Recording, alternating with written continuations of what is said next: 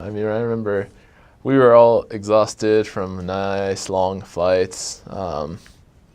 We got there, we were like not sure what's exactly to do at the airport. You know, you get through passport control and you don't really know what you're doing, but somehow God helps you and you get through.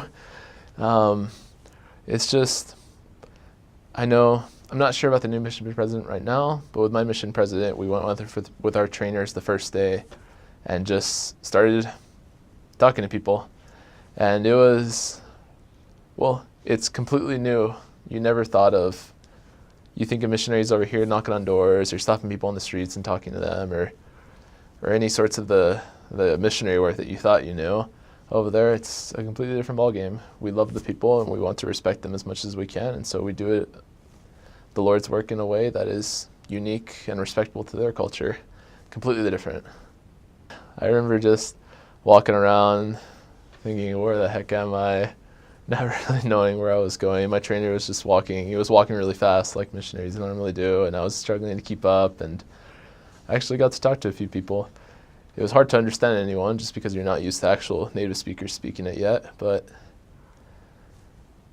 it was a lot of fun and definitely exhilarating to finally be out there starting the Lord's work in the way that you'd expect it to be. Don't get discouraged at all. It's your first day. So if you say something funny in Turkish that you didn't mean to say, or I don't know, whatever it may be, don't worry too much about it. You're learning, and the Lord is pleased with your efforts. Central Eurasian Mission is a very, very unique mission on the earth. It was formed July 2015. I was the first group to be able to start out in that mission nice and fresh. It consists of 7 countries: Turkey, Azerbaijan, Kazakhstan, Turkmenistan, Uzbekistan, Tajikistan, and Kyrgyzstan. Right now, Turkey and Kazakhstan allow for us to be able to be there and to do our work. It's a very unique place. When I got there in Turkey, there was 11 of us. We call us volunteers, just volunteering for our faith. By the time I left, there was 23 or so. Lots of growth happening. When I got there, it was all elders. By the time I left, we had a few sisters. We have been improved for technology. There has been a huge amount of growth. When I got there, there was 3 branches in Turkey. As of this past Sunday of when this video is being filmed, we now once again have 7 churches in Turkey, if you want to compare it to the New Testament times that John writes to the 7 churches in Turkey in the book of Revelation. Something that the Istanbul branch president, now part of the mission presidency, has been dreaming for forever. A very great Turkish man. The demographic is, you'll teach lots of Turks, the main thing you'll be teaching, and 99.9% of them are Muslim, born and raised. Some more religious than others, but they all have that, or the vast majority that you'll meet with have that common background. You'll grow a lot more of an understanding of that people. It's unfortunate that in this part of the world they're seen with such a negative light, but you really start to see what real Muslim people are like. Actual people, not just idealized images on media, but very warm, emotional, passionate people that you'll definitely grow to love. The first mission that opened up in that area was during the Ottoman Empire times. They sent in missionaries very, very, very early on. And at first that mission technically encapsulated Israel and Saudi Arabia, and the whole Ottoman Empire basically was their mission. And back then they had more success with the Armenian Christians that were there. Of course, with the Christian background, being able to understand the gospel a lot more easily. They also taught Jews and Muslims and all different sorts of people. It went on for many, many years in the early 1900s, late 1800s. And yeah, unfortunately after the First World War, there was a lot of problems there, and so they moved down from the Aintab area, which is southeastern Turkey now, down to Aleppo in Syria. And eventually after that, they emigrated to Utah, Zion at the time. But nowadays, it's a nice big mission, probably the biggest mission with the least amount of missionaries. Don't quote me on that, but that's how it feels at least. If there's any big challenge, it's just such a different environment from most of the missions in the world. It's The closest mission we have to the Middle East, which is a miracle in itself. And the people are a lot different than you've ever interacted with. But it's wonderful to be able to be exposed to that. Because when you're teaching the gospel of Jesus Christ to people that have a lot of the truth, but don't quite understand the message of the gospel of Jesus Christ well, not quite understand the message of Christianity, you yourself grow a lot.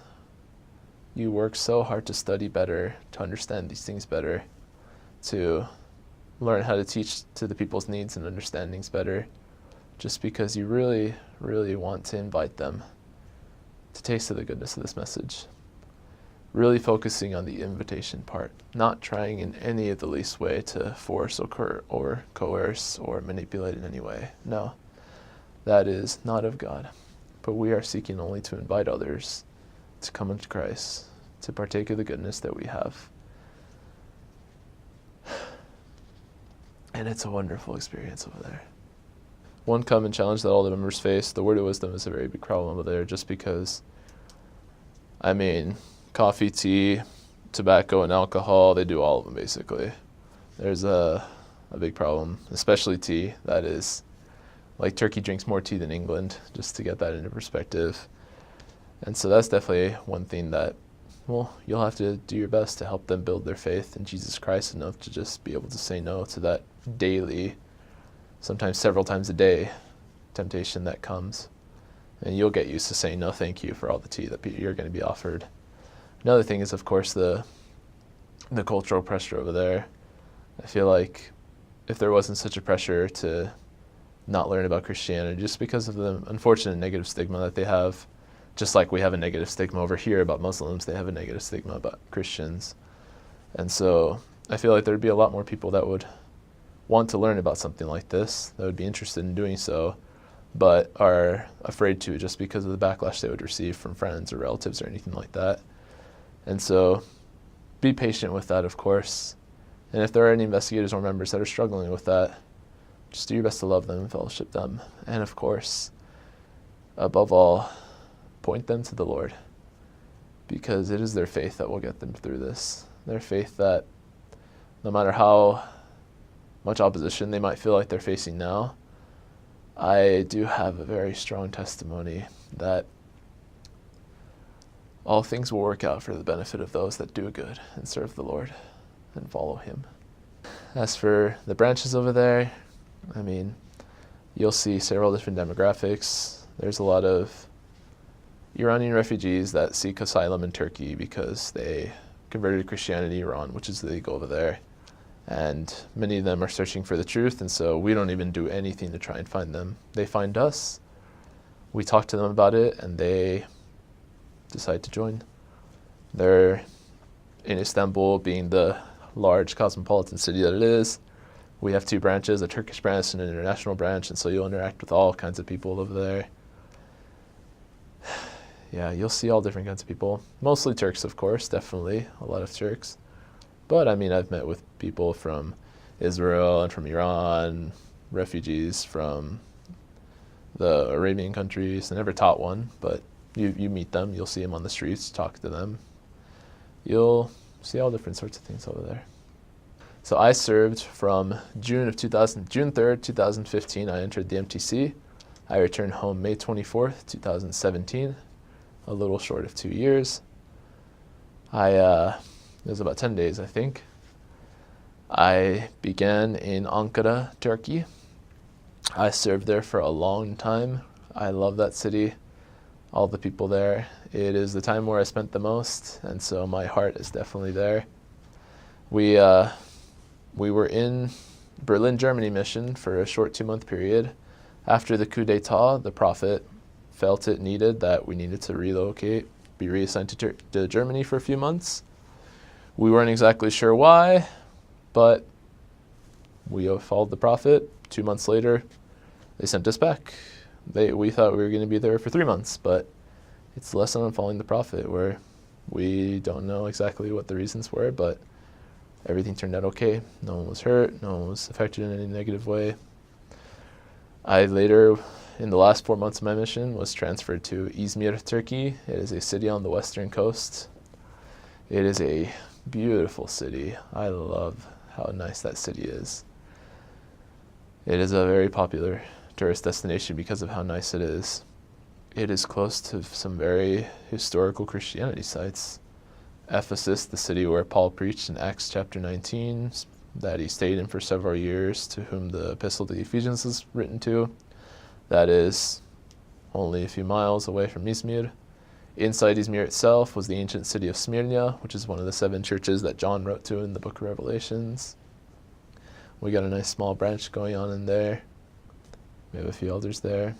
It's a beautiful city. I definitely hope I get to go visit again, just because it's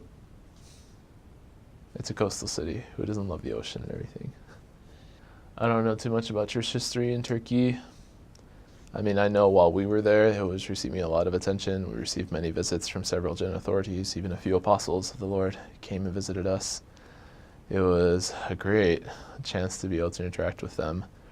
Probably most of the church history, when it comes to Turkey, is the ancient church history. I already mentioned a few. Ankara itself is Galatia, who the epistle to the Galatians was written to them. And if you ever meet with Elder Holland, ask him about his experience dedicating Turkey and see what he tells you. I won't say anything more than that. So Ankara, Turkey, even 100 years ago, was this really, really small little town. Wasn't really significant at all. But after the Republic of Turkey was established, Atatürk did not like Istanbul as a capital. He felt it, being a military general himself, a brilliant general, he felt it was at a disadvantage in terms of military strategy. So he preferred a capital more in the central region of Turkey, so he picked Ankara. It has since developed since then to a city of several million people, a very big city.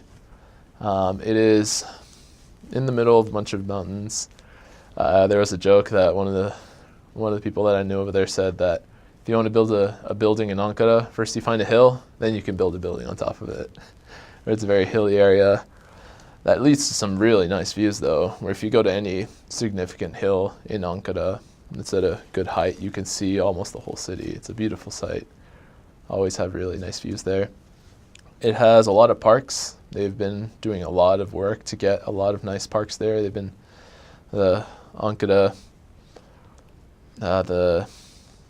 Ankara Büyükşehir Belediyesi, the province of Ankara, has been doing a lot of work to make the city a lot more beautiful. It's got one central place, and then it just spreads out from there. The center is called Kızılay, translating to Red Moon. That's the hustle and bustle of the city there. Almost everywhere it goes through there. They've got lots of large shopping malls, really nice malls too. I definitely enjoyed visiting those. The weather is very similar to Provo, Utah, if you've been there. I would compare it to. It gets nice and warm in the summer, nice and cold in the winter. It snows a lot sometimes. At least when I was there, it snowed quite a bit. Fall and spring are very normal.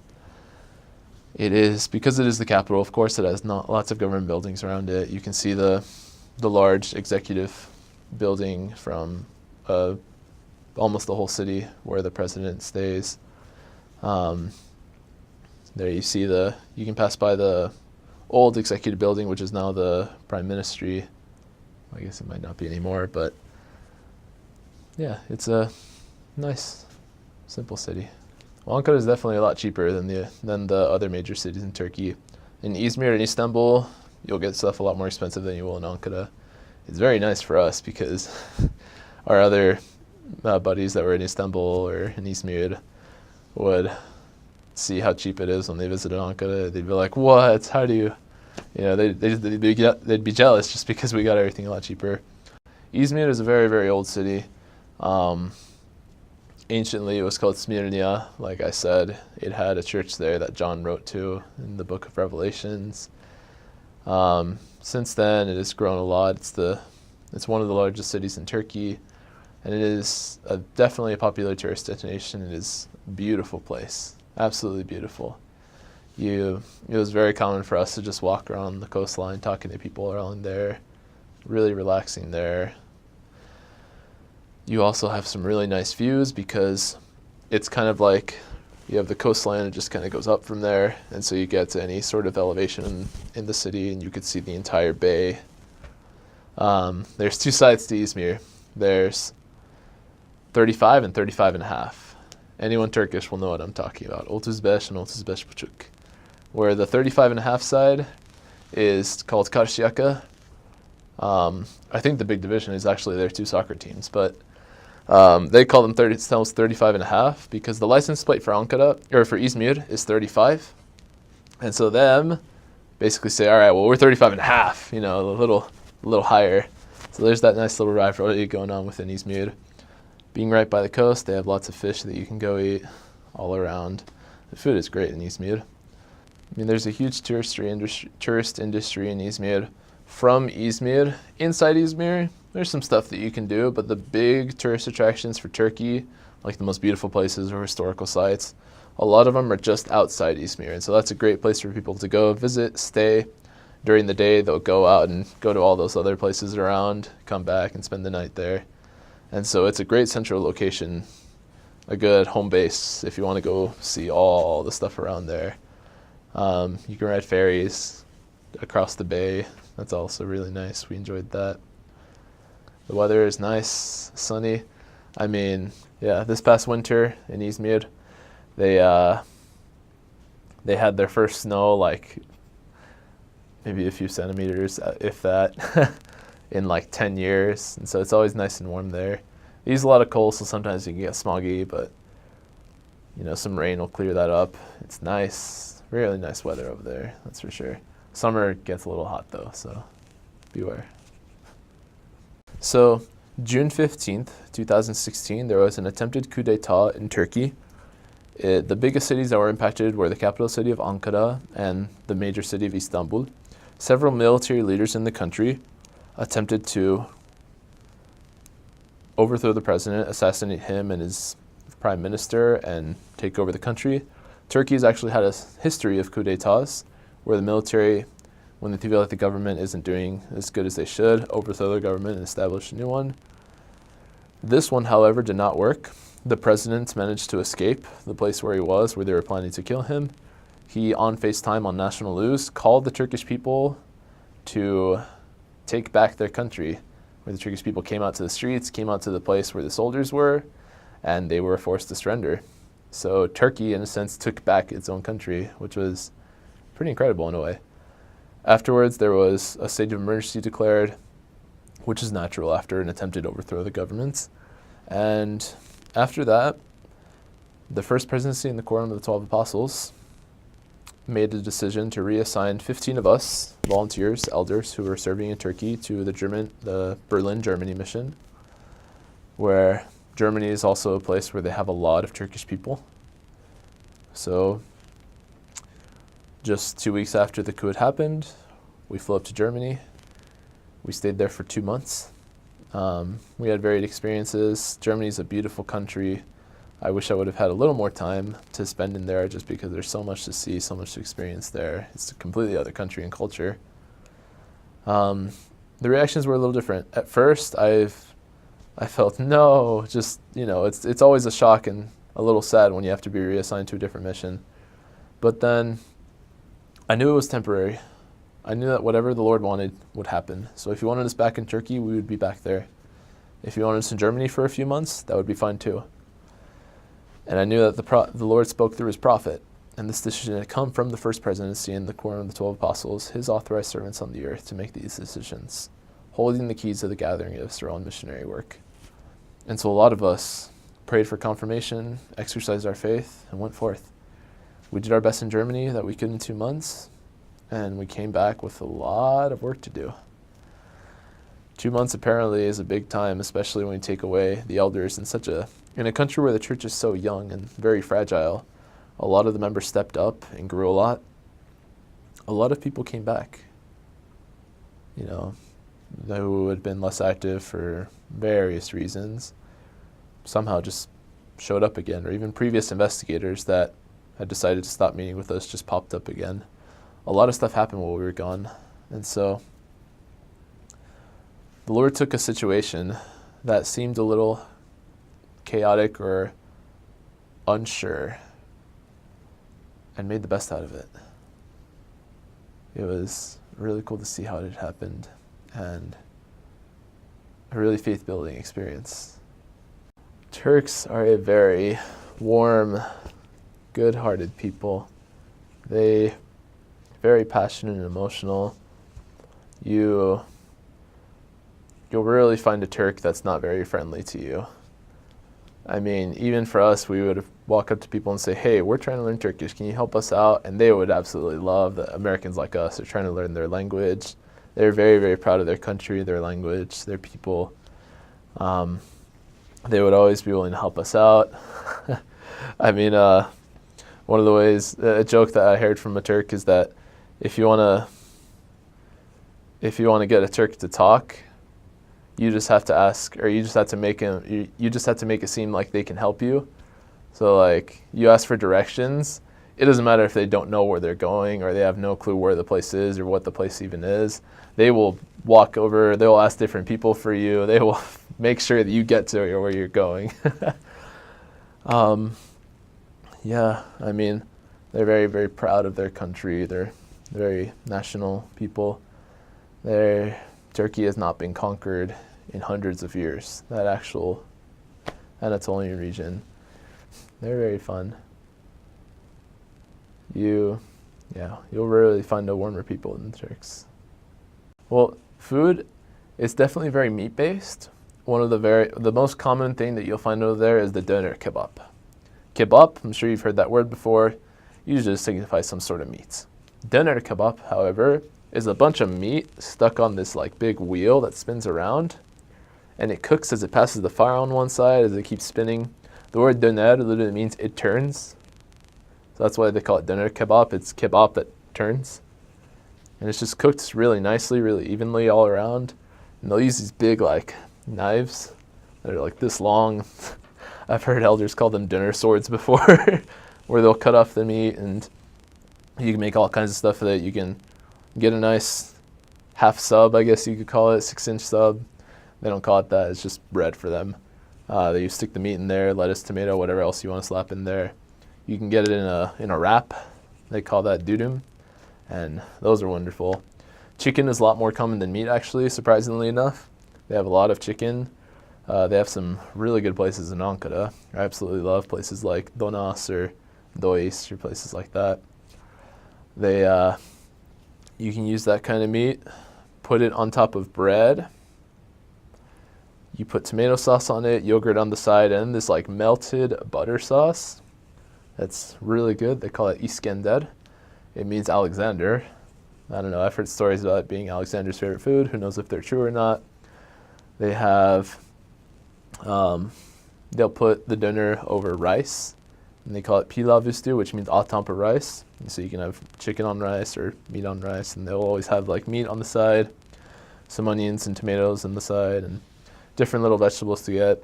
The breakfasts are very light. It'll usually consist of like some light vegetables like cucumbers, tomatoes, olives. They love olives. They're out in the Mediterranean, of course. I love olives. And so it worked out very well. They have a lot of bread. They have these little bagel things that have sesame seeds all over them called simit. You'll see street vendors all the time, just some with like their nice little carts, others literally just walking around with a big plate, sometimes balancing it on their head, just yelling out in their craziest voice that you can say, just simit. We had like our favorite calls that we would hear, because you would hear all sorts of different people yelling that out. They had poğaças, which are like these little bread things that usually had something in there. They would have like goat cheese or regular cheese or potatoes or spinach or anything like that in there. They have pide, which is this long pizza style thing where you can put on top of it different things. They have kuymalı, which is mincemeat. They have kaşarlı, which is a certain type of cheese. It might be sheep cheese or goat cheese, one of those. They had, different sorts of meat and things. They would put egg in them. Wonderful stuff. They had lahmacun, which is like the flatter type.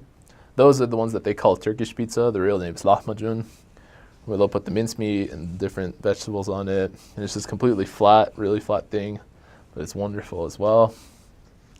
They have mantı, which is like what we would call ravioli or so, just a lot smaller pieces. They put yogurt on top. They put this other sauce on top that's red. That's also wonderful. I don't know how kind Turkey would be to vegetarians, though.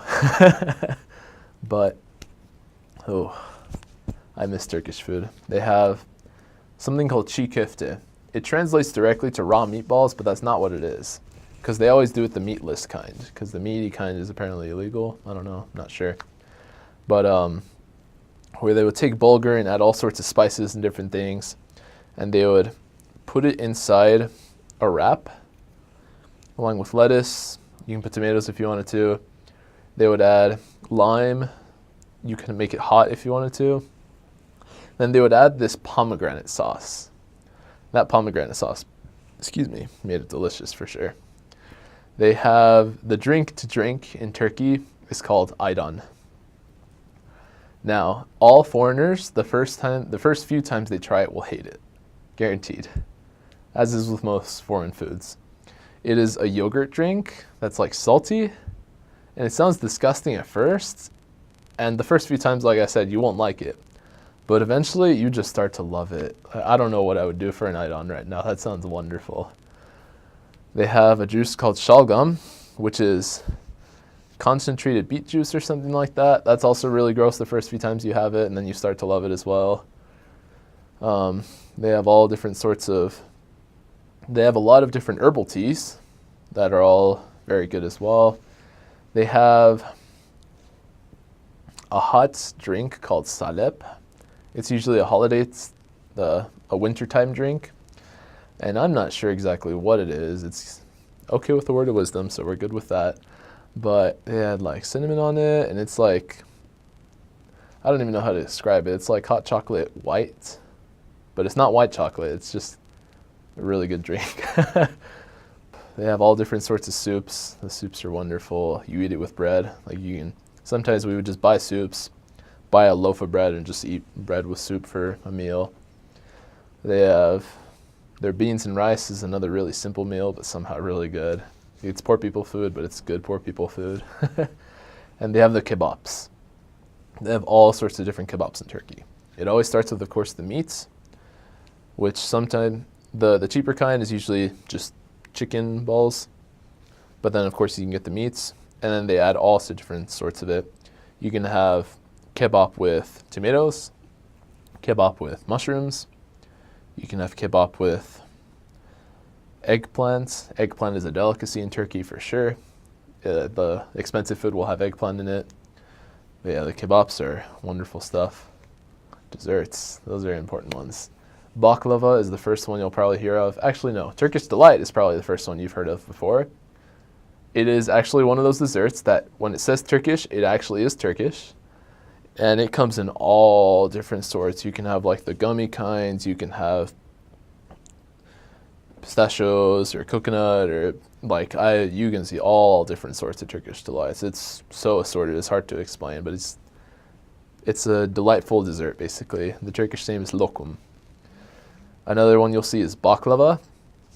It's this pastry where they have a lot of thin layers of baked bread. Kind of like like a croissant, just a lot of little layers. Different kinds come differently. Some have pistachios in the middle, some have walnuts in the middle or something like that. And they have a nice sweet liquid that they added to it that is not honey, but is very sweet comparable to honey. And so it's wonderful to eat. That's some of the favorites of foreigners that go there. I mean, they have künefe, which is shredded wheat melted together with cheese, which with again the sweet liquidy thing that they add to it, and they oven it as well. And so it comes out nice and hot in a nice little pan, metal pan, about this size. Wonderful stuff. Like, might be weird at first having cheese in a dessert, but you learn to love it. Sometimes they put cream on top, like not ice cream, but cream, and it's wonderful as well. Pistachios, you'll see it everywhere in Turkey.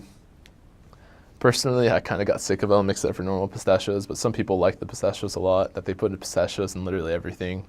Like the little lunch meat, sometimes I saw lunch meat with pistachios in it. Yeah. They have a dinner place. It's German-style dinner, but, you know, there's a lot of Turks in Germany. And the dinner is a lot more unhealthy, but it tastes really good because of that. I personally prefer the Turkish dinner a lot better than the German dinner, just because I can feel good about myself after eating a Turkish dinner.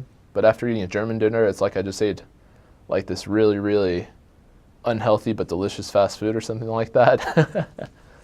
Yeah, they have a place right here nearby in Provo, in University Mall. I guess that's in Orem, but yeah. So language I was sent to learn, Turkish. Language that you'll speak the most over there for sure, for obvious reasons. It is its own language. It doesn't come from Arabic or Persian or anything like that. It's its own thing.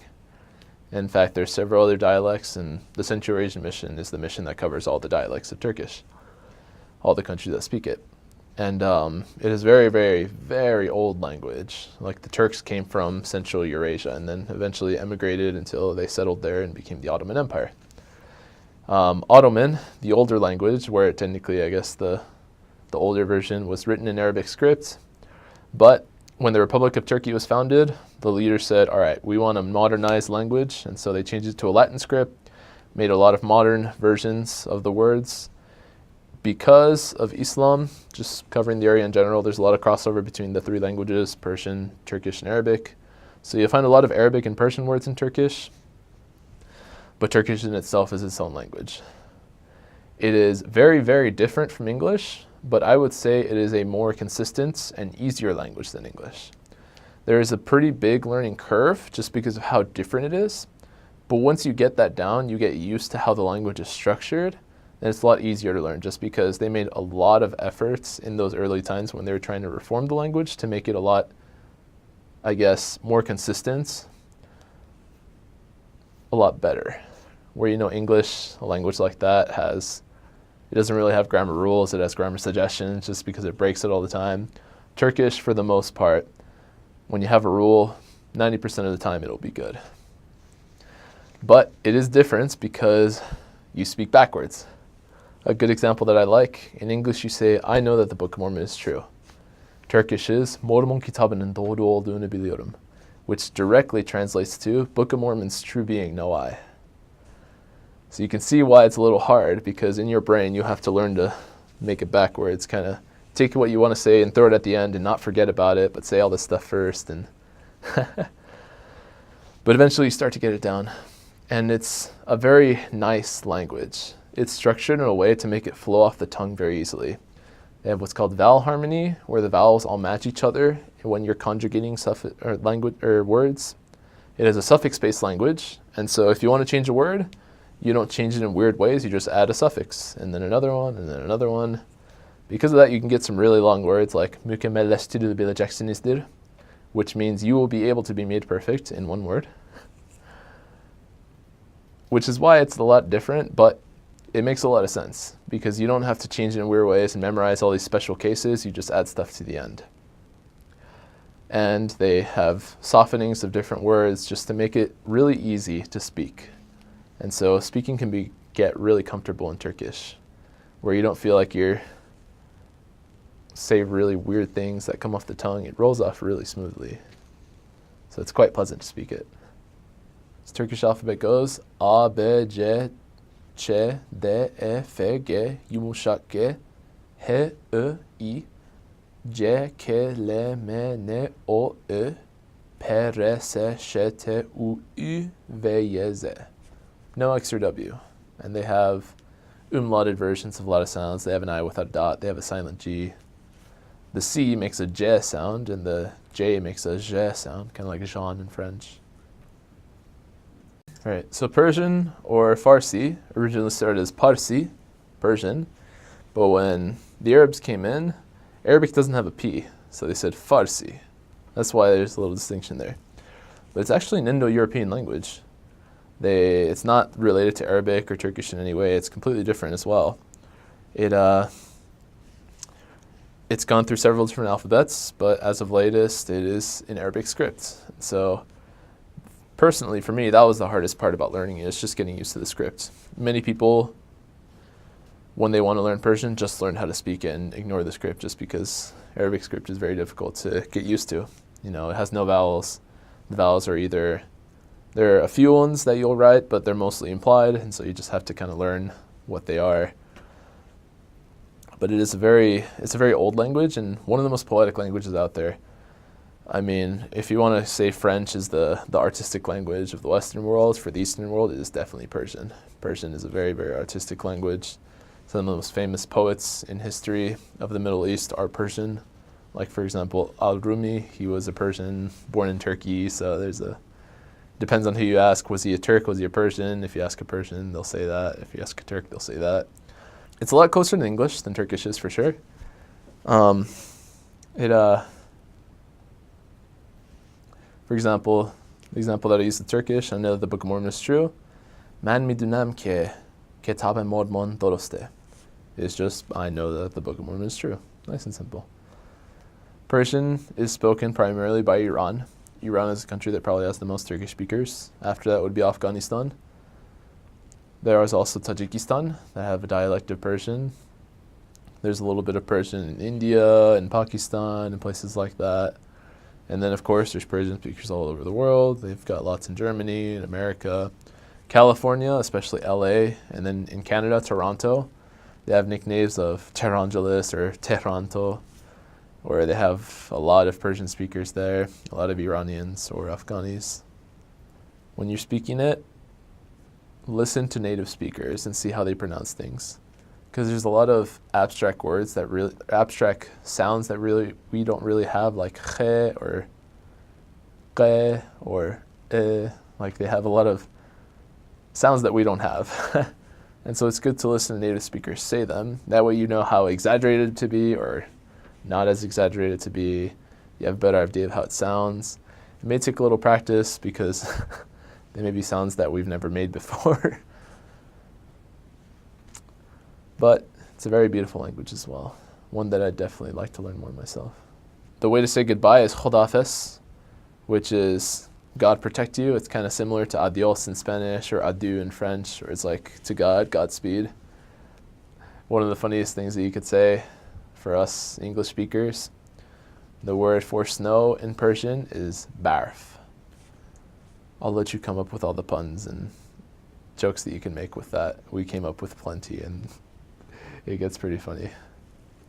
There was a long-time member who was living in Gaziantep, the southeast part of Turkey.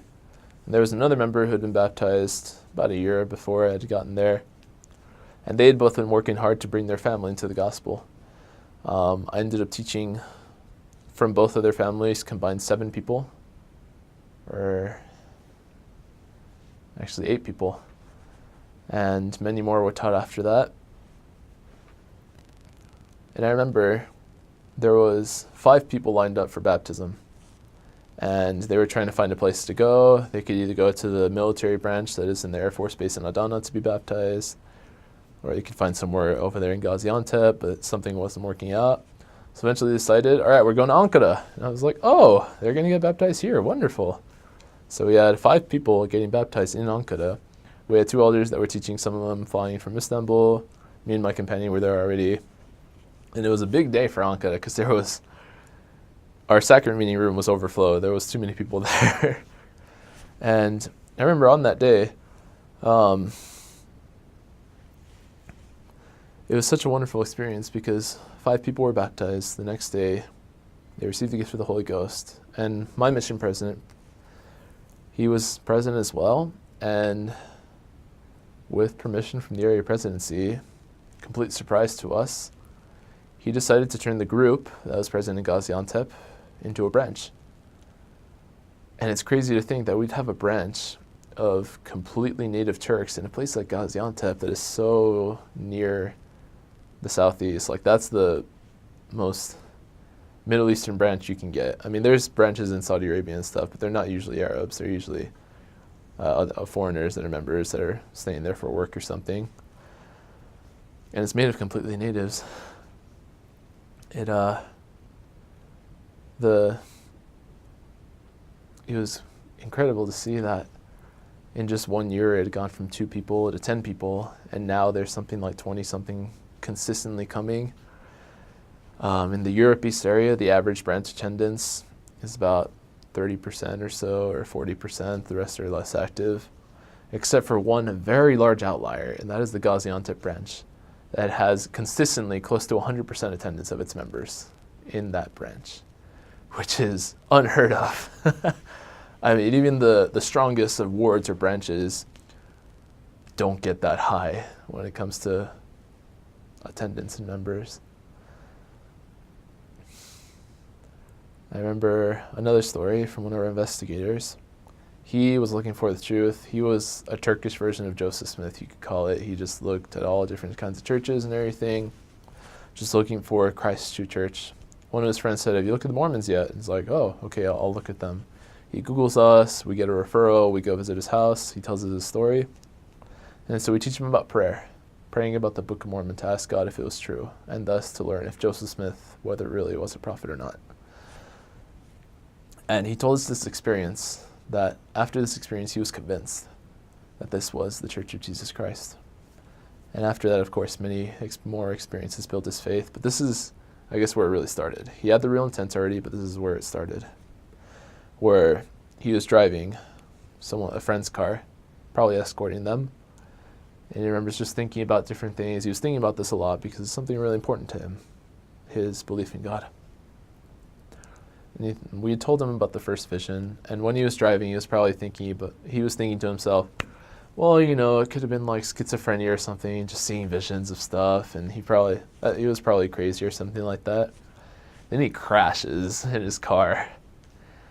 And him, being a very firm believer in God, took that as a sign of saying, "God, I'm sorry I spoke bad about Joseph Smith." And after that, he just remembers someone tapping on his shoulder, and he kind of snaps out of it. He's thinking, "Wait, what?" And his friend's tapping on his shoulder saying, "Hey, what are you doing?" He says, "What do you mean?" "Yeah, why are you pulled over on the side of the road?" And he says, "What do you mean? Didn't we just crash?" He said, "No, you pulled over and you've been sitting there for the past 15 minutes. What are you doing?" And he was just shocked at this, that a miracle happened there. He took this as his answer from God, that this was the Church of Jesus Christ, that Joseph Smith was a prophet of God. I mean, we all get answers in different ways. It's very common for Turkish people to get dreams. This was his answer. And after that, his faith just grew and grew. Another experience from a different investigator. He was also a longtime Christian, and a friend of his had just gotten baptized, and so his friend was being a good recent convert and trying to bring other people to the gospel, because his friend had also been a longtime Christian. He knew him to be a longtime Christian. So he said, "Hey, I found something." He gives him the Book of Mormon, and he was reading and praying, asking God, "Please give me a witness that this is true." And he kept doing that. He wasn't getting anything yet. And he kept praying, saying, "God, please let me know if the Book of Mormon is true." Finally, he got to 2 Nephi, chapter 33, towards the end, where Nephi says something to the effect of, "And now I bid you all farewell unto the last day. I speak as one crying from the dust." You know, around those times when he's saying that. And those verses were so powerful for him that he closed the book and stopped reading. He stopped midway through chapter, and he prayed, saying, "Thank you, God, for letting me know. I know that this book is true." For some reason, those few verses, not necessarily relevant to his life, I guess you could say, not something he could apply really easily. But at that point, for reasons known to God, the Spirit testified to him that what he was reading was true. After that was when he actually met with missionaries. And there was no problems. He was ready, exercising the faith that he gained. He repented of anything that he was doing. Really, he was keeping the commandments already, and he was baptized. In Turkey, Turks think that Christmas is New Year's. Like, Santa Claus doesn't come on Christmas for them. He comes on New Year's for them. Around New Year's, we would see Santa Claus, like, playing trumpet and stuff like that. Not on Christmas. They have no clue what December 25th is. But just there's a special feeling we get being raised as Christians around the holiday season. Because for those of us that remember what Christmas really is about celebrating the birth of our Lord and Savior, Jesus Christ, there's a special light that comes to us around that season. Where when you think about it, it's kind of an oxymoron. Wintertime is when things start getting darker, things start getting colder. Both of those things people usually associate with not good. And yet for us, we feel warm. We feel more light. Completely opposite. And I saw that big distinction in Turkey, where the country's not a Christian country. So winter for them is a miserable time, where it's cold, it's dark. But for us, it's a time when we're a lot more happy. We tend to think more about the Savior because the holiday where we celebrate his birth is approaching.